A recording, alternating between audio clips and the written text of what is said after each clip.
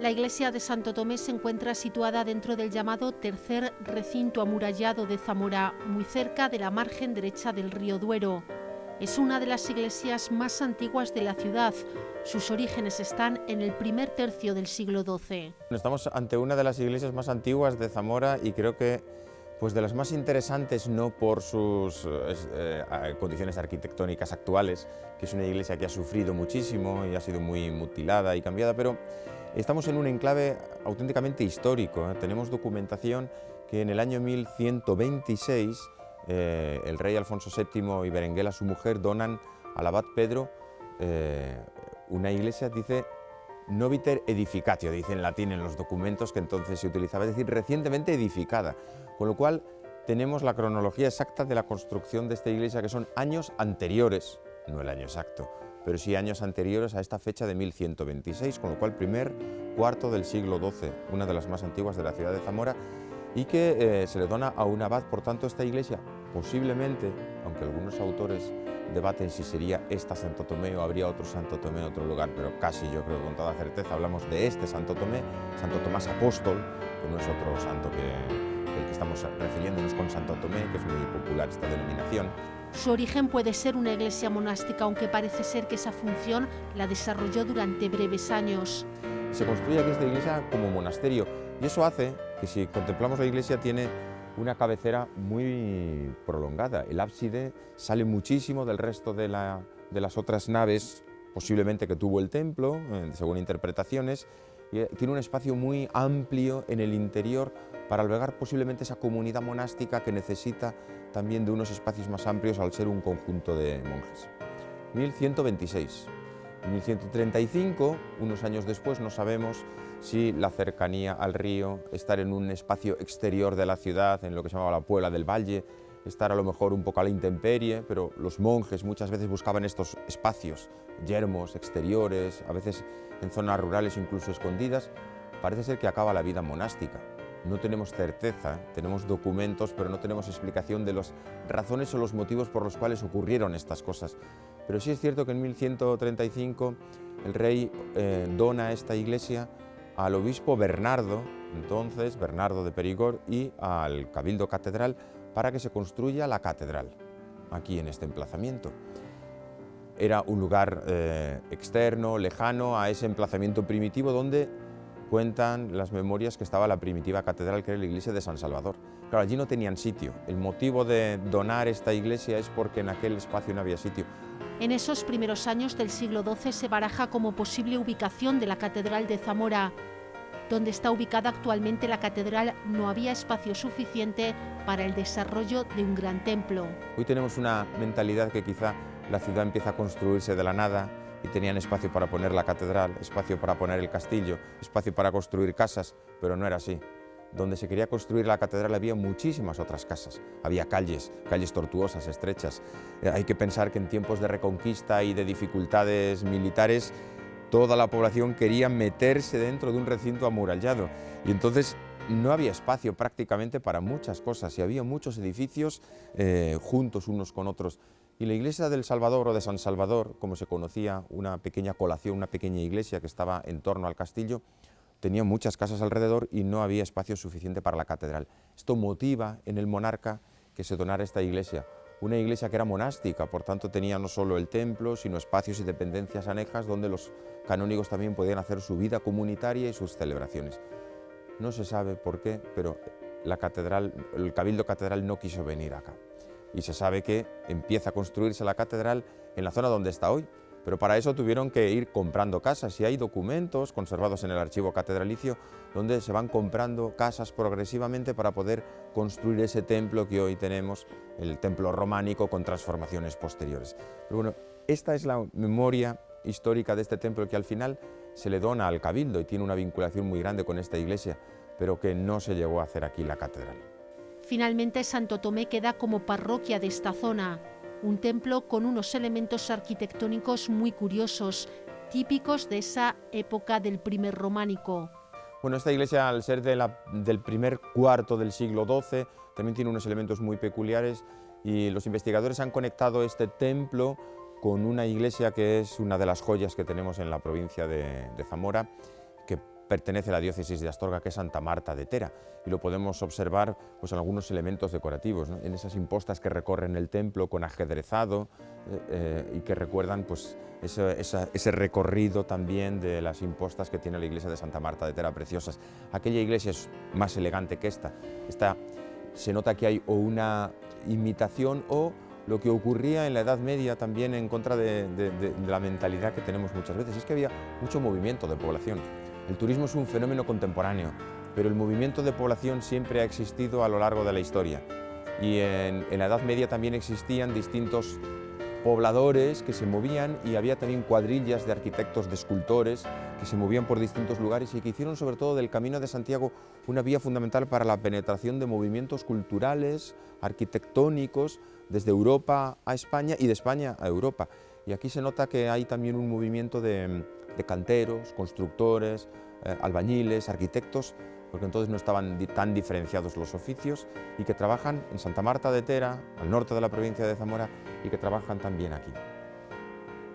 Bueno, podemos destacar en el exterior, como decía antes, este tipo de decoración en las impostas, ¿no? Que recorren el edificio y también pues, circundan las ventanas. Es muy curiosa la ventana de la cabecera principal, que es una ventana muy espaciosa, no es saetera, como le ocurre a muchas otras ventanas, que en el interior, donde ahora podemos comprobar, observar que hay un mármol, no, un alabastro colocado para que permita la entrada de la luz, pues suele ser una zona pétrea también en la que hay simplemente una ventana románica muy estrechita y sin embargo aquí tenemos esas ventanas mucho más espaciosas. Puede ser porque ha desaparecido la parte interior en alguna de las reformas que ha sufrido o puede ser porque se concibieran así, pero tenemos la otra también.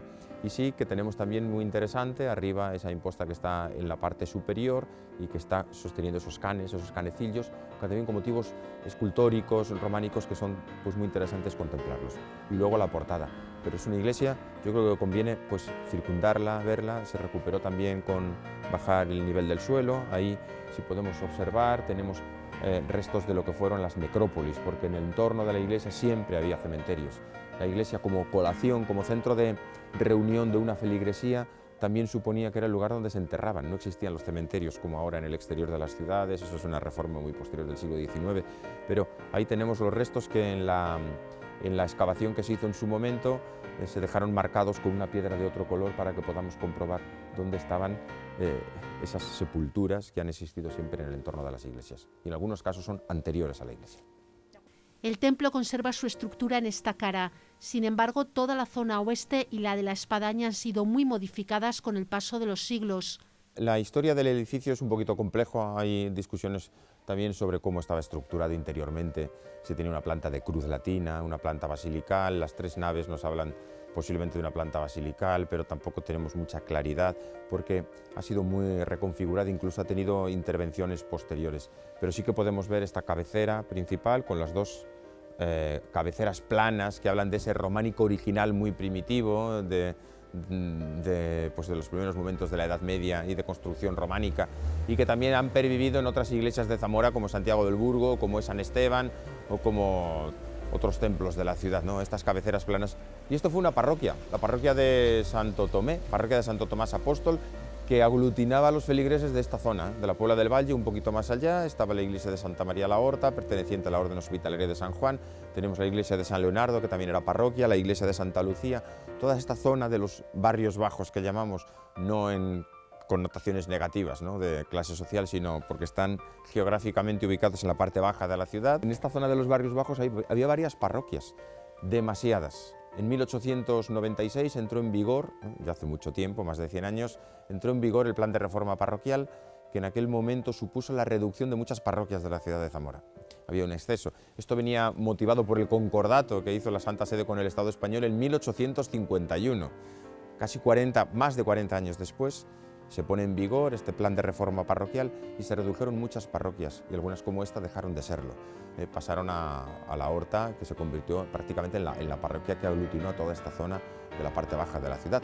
Seguía teniendo culto Santa Lucía durante un tiempo, que tampoco lo tiene ahora, pero se perdieron muchas parroquias en aquel momento y entre ellas la de Santo Tomé.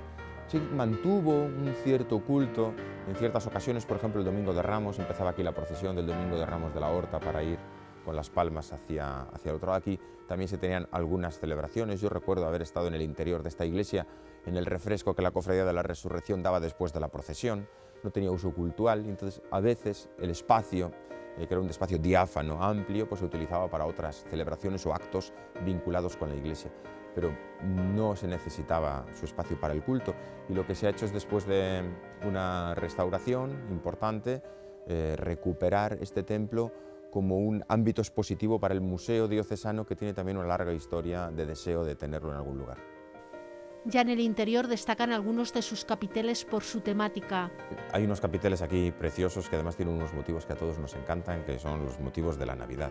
Y tenemos en dos capiteles que se representan: en uno la adoración de los pastores y en otro la adoración de los magos, y que los podemos pues observar, que además se reproducen dos veces la misma escena. En este caso tenemos en el centro la imagen de la Virgen con el niño que lo sostiene en sus manos, y a los lados vienen los tres reyes magos portando sus regalos con los objetos, oro, incienso y mirra, y con la estrella que los guía, que está justo al lado de la cabeza de la Virgen, y que se convierte pues en el motivo fundamental de llegada, la estrella que ven los magos. Y curiosamente es un capitel que está duplicado, porque la misma escena que está a la derecha la tenemos a la izquierda. Se repite otra vez la estrella y los tres magos que están de este lado, con lo cual podían contemplar la escena de la Epifanía quienes estuvieran a un lado o a otro de la escena. Y enfrente, la adoración de los pastores. La Virgen sostiene al niño en una pierna y luego con el brazo pues detrás del cuello, y tenemos a derecha e izquierda a los pastores que llevan pues posiblemente queso, porque llevan una especie de bola plana, uno de ellos, el otro a lo mejor podría asemejarse más a un pan, pero bueno, llevan sus productos. Y que, bueno, en esta tierra en la que nosotros nos movemos, que el queso forma parte de nuestra cultura y el pan también, pues seguramente es pan y queso. Y junto a ellos hay algunos motivos vegetales donde se coloca la Virgen, que es un trono en el que está sentada, pero tiene como una decoración con motivos vegetales. Y encima el cimacio, que también es muy bonito, en el que con una especie de decoración vegetal se va haciendo una reproducción en espiral de esas plantas, esos tallos que aparecen. Entonces son dos capiteles que están en la cabecera, en el arco que abre la cabecera de norte de la iglesia, del lado del Evangelio, y que creo que es uno de los motivos más interesantes que tenemos en la iglesia, junto a los otros capiteles, que quizá están labrados con mayor finura, porque esta es una labra tosca, románica, sencilla, pero creo que muy popular y muy bonita. Los otros vegetales tienen un tallado un poquito más elaborado, son vegetales que también los podemos contemplar, pero que no son como estos con los motivos figurativos tan bonitos y tan populares. En el siglo XVIII sufrirá un gran cambio al perder las tres naves de su interior y pasar a ser una iglesia de una única nave, aunque afortunadamente esa separación sí se mantuvo en la cabecera.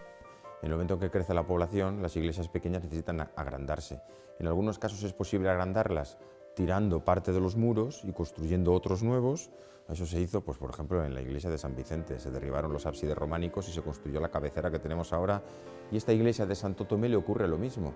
Tenemos tres cabeceras muy primitivas, románicas, pero el resto del edificio pues ha sufrido intervenciones que incluso posiblemente han desplazado los muros, porque quienes apuestan porque esta iglesia tiene una planta en forma de cruz latina, pues hablan de que se sacarían los muros laterales para darle una forma un poquito más rectangular a toda la planta del edificio. Pero las cubiertas, estos arcos, pues ya no son de la época románica y lo podemos contemplar tanto en el interior como en el exterior. La Iglesia, tras décadas cerrada al culto, vuelve a centrar todas las miradas cuando se propone para acoger el Museo Diocesano de Zamora. Estamos en la década de los 80 del pasado siglo. En aquel momento hubo algunos robos en la provincia y ya se planteó pues, la necesidad de hacer museos en las cabeceras de las comarcas. Se decía en aquel momento, con un dato de interés, porque la primera finalidad de los museos no es la exposición, sino la conservación. Y es necesario ubicar en un espacio las piezas que puedan estar pues más perdidas, o que puedan ser objeto de robos, o que puedan simplemente en la intemperie, como ha ocurrido en algunos casos, en hornacinas exteriores de iglesias, en las que la intemperie puede deteriorarlas, y es necesario conservarlas en el interior. Entonces hay una finalidad de conservación y esto se planteó en los años 80 y hubo un proyecto muy importante en aquel momento de ubicar el Museo Diocesano en el Palacio Episcopal. La idea original era cuando el Obispado cede a la Iglesia de Santa Lucía al Museo Provincial de Zamora para que ubiquen allí pues, parte de las piezas que tienen como depósito, era rehabilitar el Palacio Episcopal para albergar el archivo en la planta inferior y el museo en la planta superior.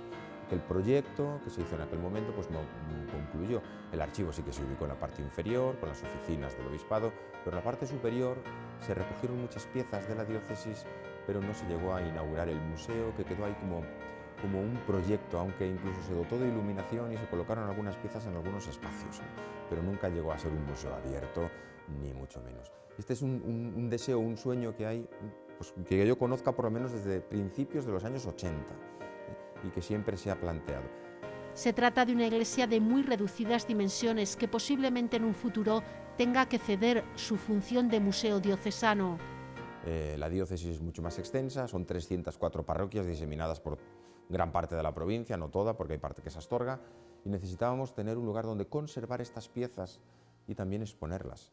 Y así ha cristalizado esto en este pequeño museo diocesano, porque es pequeño, dadas las reducidas dimensiones de esta iglesia, que se abrió al público en el mes de julio del año 2012 y desde entonces bueno, pues ha recibido unos 30.000 visitantes, no son demasiados para 10 años de exposición, pero también es verdad que la apuesta que se hizo en aquel momento es por ubicarlo en una iglesia para descongestionar también la ruta cultural de Zamora, que es una vía que va por Santa Clara y por la Rúa de los Notarios y de los Francos hasta la catedral, y también pues traer a los barrios la vida cultural, turística en la ciudad, cosa que pues no se ha conseguido del todo, porque es verdad que no hay una demanda muy fuerte en este espacio, ¿no?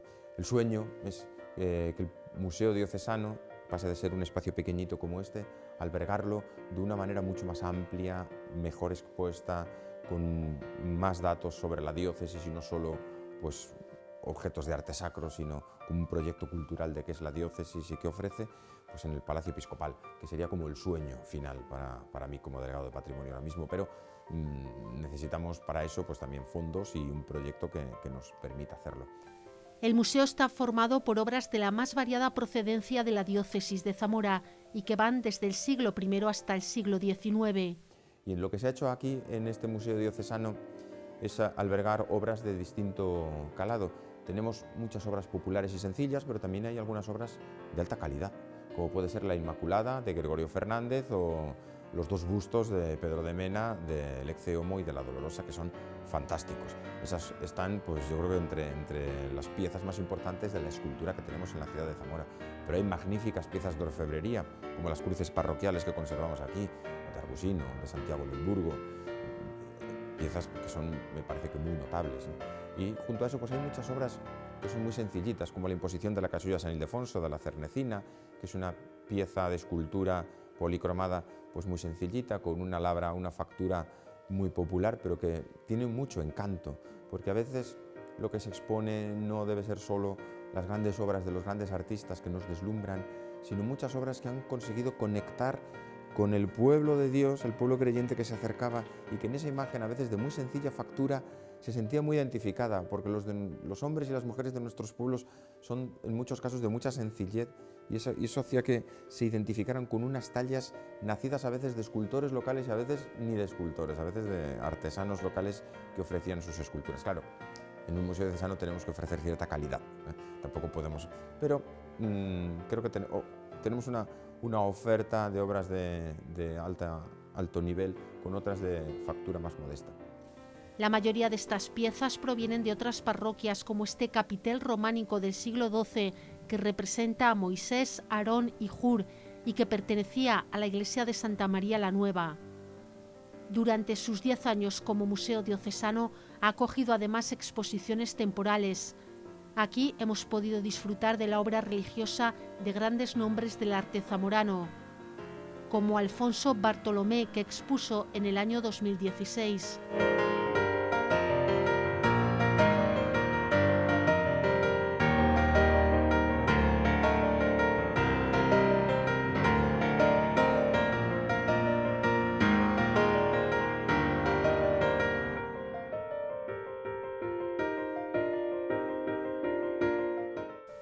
Antonio Pedrero, con su obra, tomaba el relevo en el año 2017.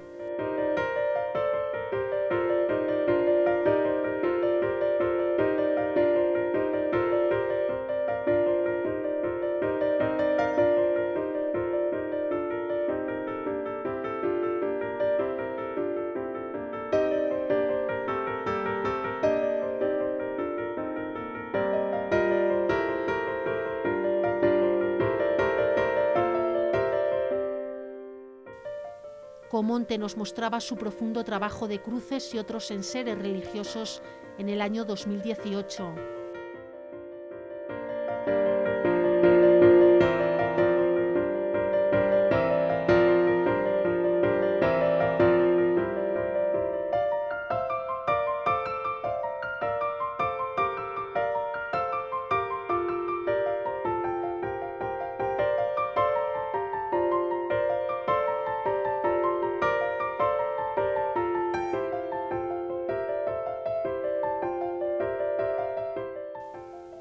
En el año 2019 pudimos contemplar en el Diocesano la obra de Tomás Crespo,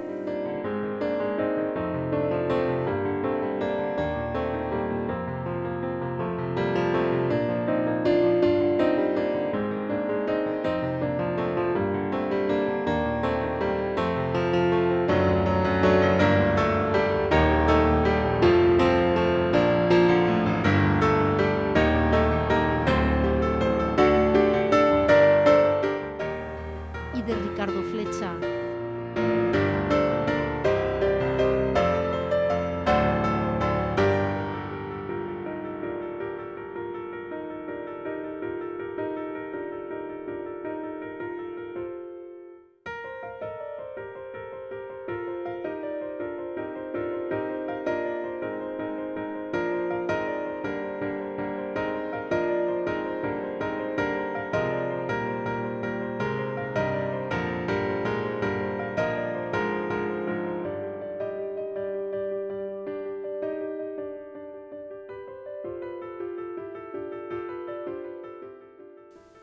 También ha habido exposiciones con tallas restauradas o con temática religiosa, con elementos destacados llegados de todos los puntos de la provincia, como esta muestra sobre casullas.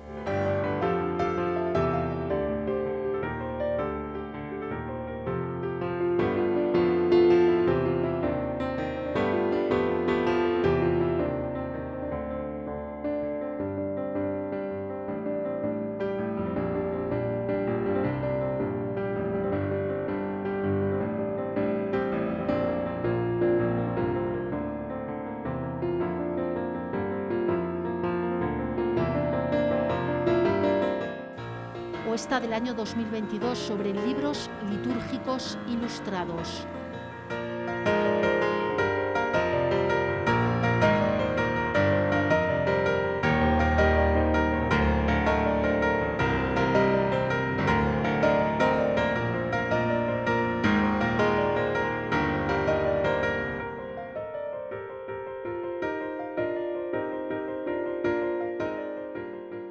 Un espacio para el arte ubicado dentro de este antiguo y recoleto templo románico a orillas del Duero, un pequeño lujo del que podemos disfrutar en Zamora.